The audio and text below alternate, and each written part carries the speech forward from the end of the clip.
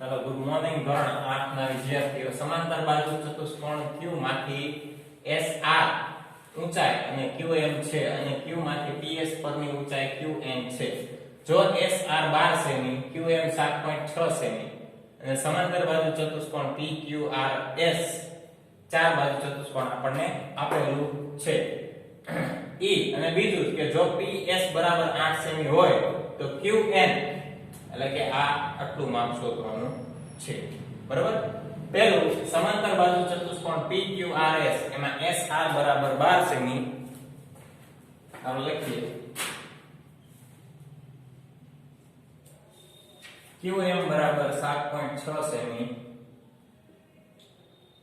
સમાંતર બાજુ ચતુષ્કોણનું સૂત્ર તમને ખ્યાલ છે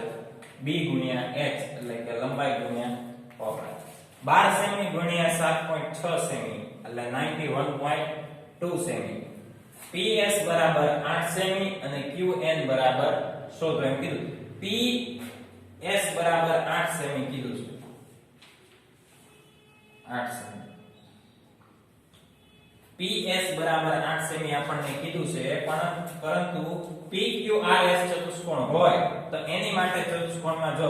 આખું માપ આપેલું છે એટલે કે 91.2 આપણને આપી દીધેલું છે તો ખાલી આપણે લંબાઈ અને પહોળાઈ શોધવાની લંબાઈ એમાં 8 સેમી આપી દીધેલી છે તો ખાલી બાકી શું રહ્યું શોધવાનું પહોળાઈ તો 91.2 સેમી = 912/810 શું કારણ કે 91.2 માંથી 1 પોઈન્ટ કાઢી નાખેલો છે એમાં 10 આવશે ગણતરી કરી h બરાબર 114/10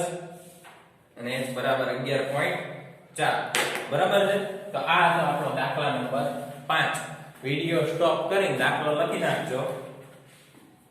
બાકી 6-7 અભ્યાસક્રમમાં દાખલા છે નહીં